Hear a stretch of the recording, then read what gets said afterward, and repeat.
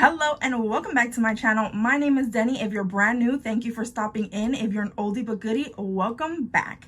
Today I wanted to tone down my video and also just talk to you guys like one-on-one. I usually don't share personal information on my YouTube channel, but this is something that I did want to share with you guys. I wanted to talk about my COVID story and how I got COVID, some of the symptoms, and how I felt. So today's video is going to be that. If you're interested in seeing that or knowing how I felt, just keep on watching. I'm going to be sharing with you all of the things that happened to us during this time. And by us, I mean me and my husband. So first off, I want to start by saying, guys, I know there's a lot of people who don't believe that COVID exists or that it's not a serious thing, but it is a real serious thing and people are really getting the virus.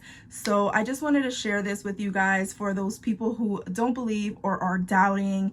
We did get COVID at my house. So how it happened was that my husband works for the Philadelphia prison system, and someone there had the virus. They were transported from another jail into his jail where he works, and from there it did spread. So this person had it, did not know that they were sick, and ended up giving it to other people. And slowly it trickled down into the population, the officers, and things like that. And by the time they realized that COVID was there, it was too late and a lot of people already had it. Now, my husband usually doesn't work on the blocks, but because of the COVID shutdown, he had to be placed on certain blocks or units at the prison and was actually called to work on a quarantine unit. Now, I'm not going to go into detail about like their safety precautions or what they did and what they didn't do. I mean, it's a jail. They didn't have the right tools or like things to really prepare people for this. He was supplied a mask, which now we realize was not a mask that would actually protect him from anything. And like I said, there were times where he had to work on that unit without any protection, without any hand sanitizer, without anything. So he came home one day really sick. He felt feverish and he just didn't look good. Like he looked like he had a cold. And that night he was running a fever of 106. And I'm gonna start off with his story because that leads into how I got it, obviously.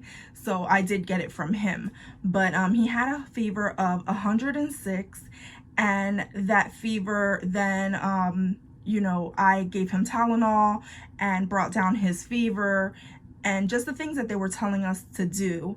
Now, he kept running fevers throughout the week and was then called up and told that he was exposed to the virus. He had to stay home in quarantine for 2 weeks.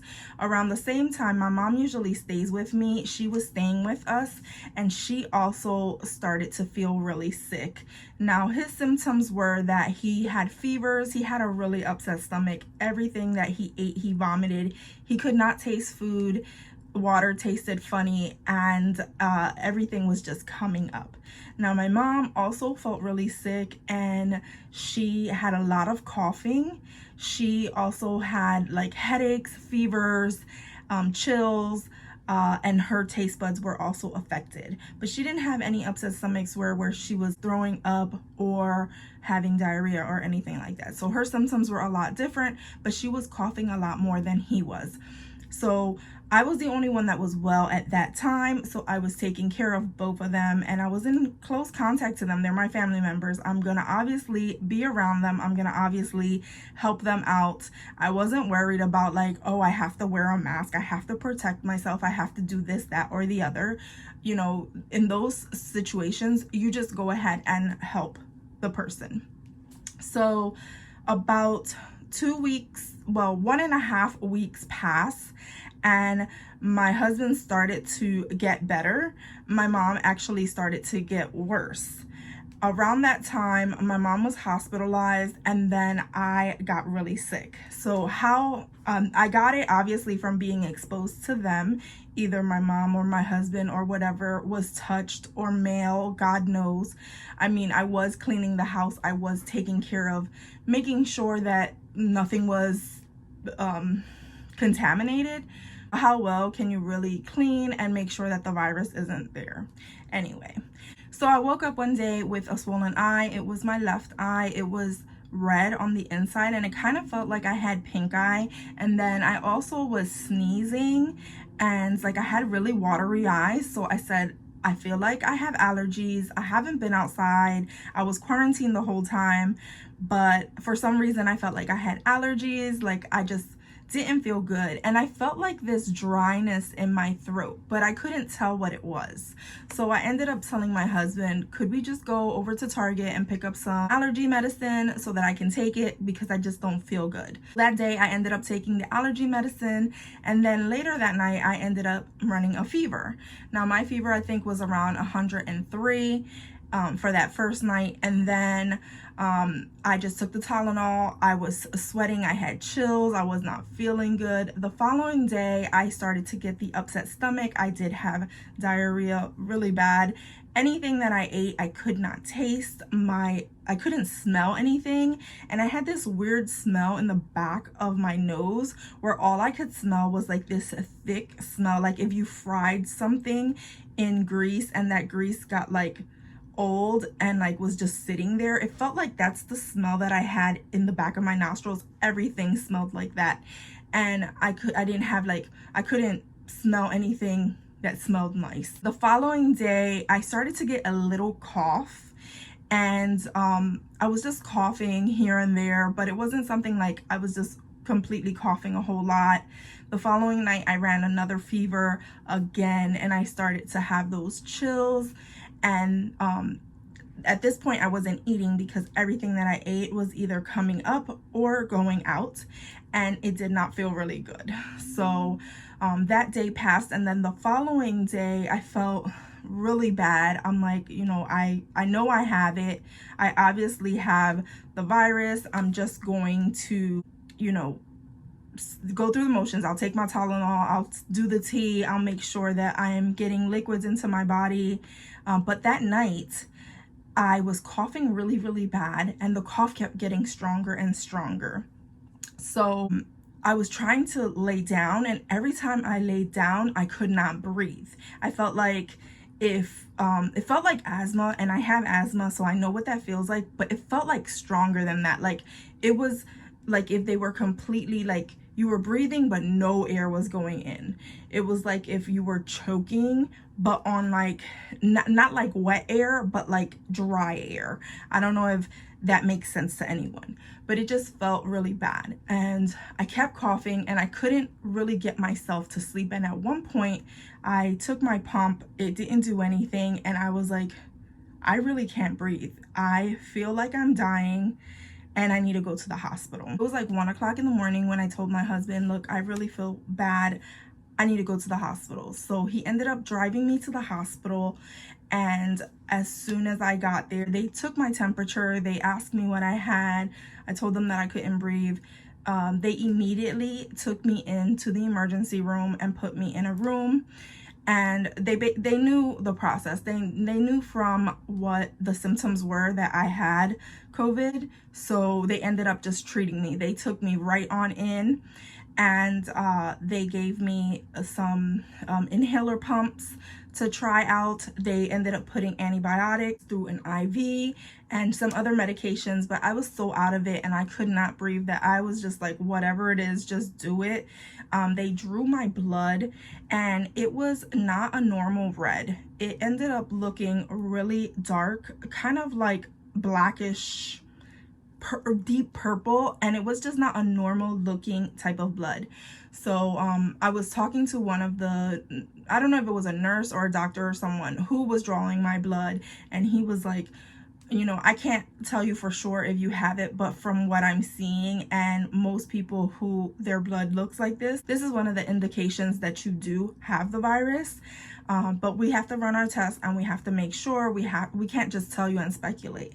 And then you know, he kind of gave me more insight on the virus, which was kind of great because I didn't know what was going on in my body or how I got it. And the way he was explaining it, it just kind of made sense. Like the way the virus attached itself to your body or your bloodstream, because at this point it was already in my bloodstream, it kind of starts acting like if you have carbon monoxide poison, where it just takes the oxygen out of your blood, and that's why it was making it so dark. So at that point, I already had pneumonia in my chest, but I didn't know because the cough felt different. It didn't feel like a normal type of cough. And by no means do I downplay how this felt, because I felt absolutely horrible. I felt like I was dying every second that I was there.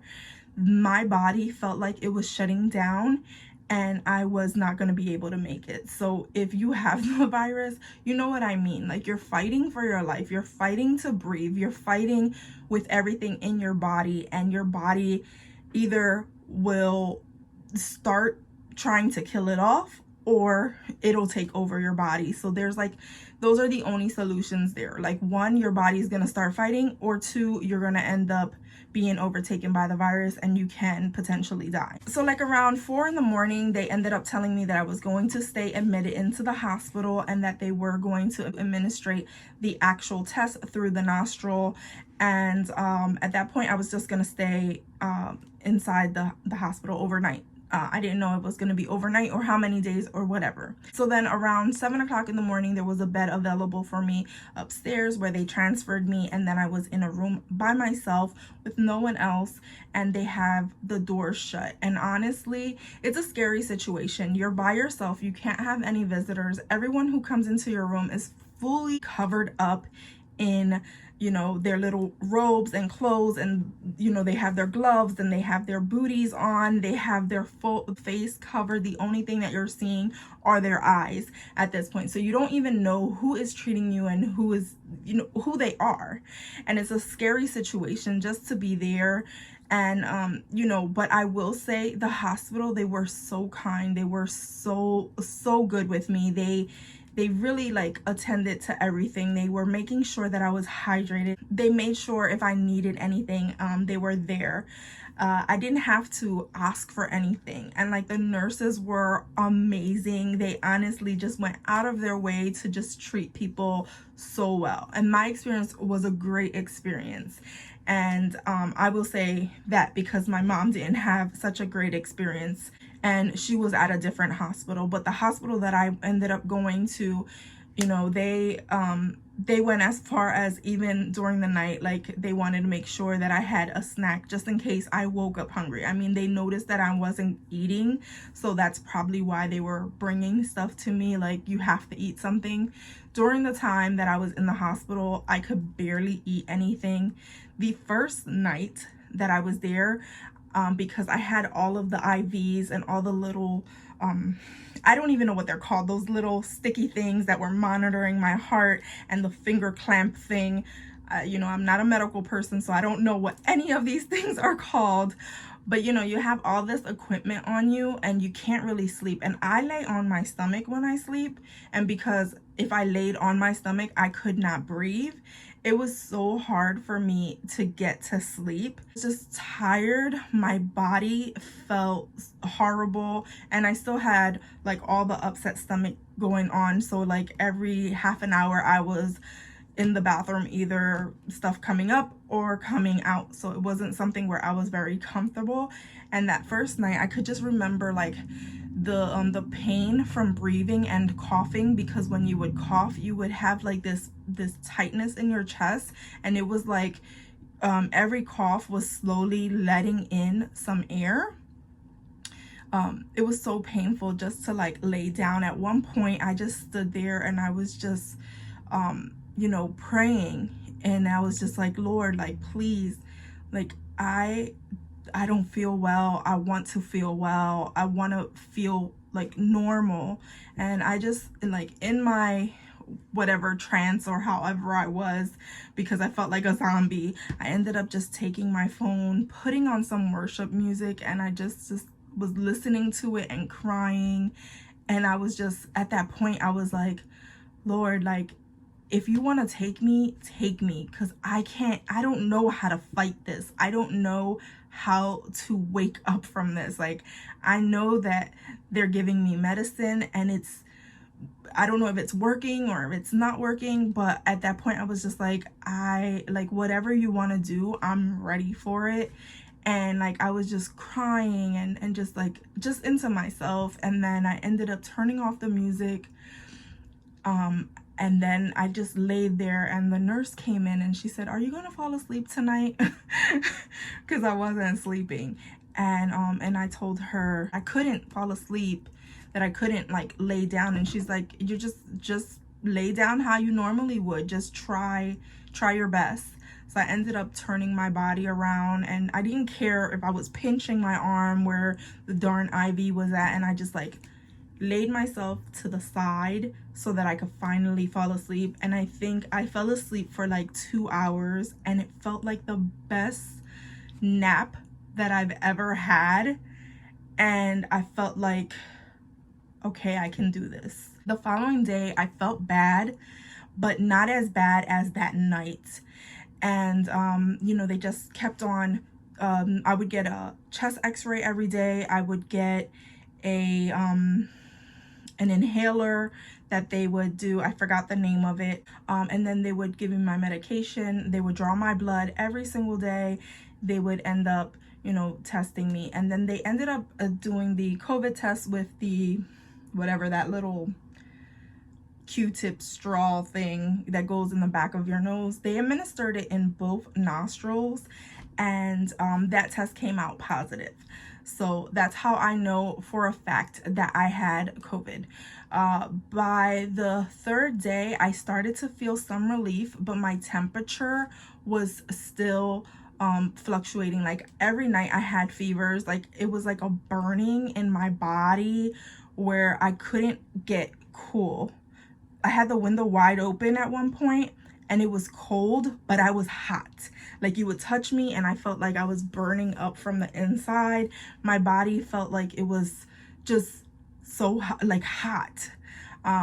Like if you took a skillet and left it on the stove and then just let it heat up. So like my core was hot, and I couldn't get that out of my body. So I couldn't leave the hospital until I stopped having fevers for over 24 hours. I ended up staying in the hospital for 5 days, and by the 5th day I started to feel better, and my cough was not as strong, and I was able to breathe. And at that point they were allowed to let me go home, but I still had to quarantine from that time for 2 weeks. That way I was safe to be around other people. So I ended up coming home, and my mom actually was in the hospital during the same time that I was. So she was in the hospital for, I want to say, I counted 9 days, but she says 11, and I'm not sure. She's the one who was there, so she would know better than I would. But both of us felt really bad. When I got home, I was very dizzy. I couldn't walk very far. I would get up, and if I went downstairs, I would have to sit down, because the minute I got downstairs I felt so dizzy that I felt like I was gonna fall over, and I couldn't stand. So I was very like cautious with things, and I was just staying in my bedroom so that I didn't have to move around and go anywhere, because I didn't want to just fall out and faint somewhere in the house. I mean, obviously I wasn't outside, but just to be sure. So I would bring up everything that I needed at night, and then during the day I had whatever I was gonna munch on, because at that point I was still not eating regularly. And then eventually I started to get better. I think the following week after I came back, it was a whole week that I was in quarantine, I was able to start eating regularly, and I felt like I could taste food regularly, I could smell regularly. Everything was starting to come back to normal. But every so often I had like an off day where I would feel dizzy, or I would get like a really strong headache. So it was weird, because it was like after effects. And that happened throughout the 2 weeks that I was in quarantine. And now now that it's been over a month, I feel so much better. I am not getting any of the headaches. I don't have any fevers. I don't have any chills. I don't have any upset stomach. You know, those things kind of stopped after like the 3rd week from me being home, even the upset stomach portions. You know, so with this virus, you can have after effects even up to a month or 2 months later. You just don't know. So that's my story, my symptoms, what happened to me. And I hope that by sharing this story, people can understand how the virus feels and how people are affected.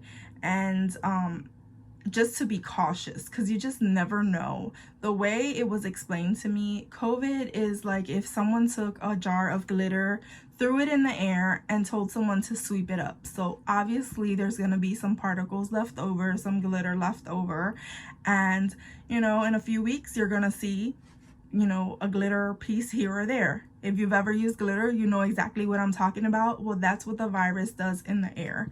You know, one person has it, they touch something, it's able to live on surfaces and on a person, just on anything for quite a few days. So any interaction with that, you could possibly get it and not even know that you have the virus. It took me 2 whole weeks before I got the virus from when my husband had it.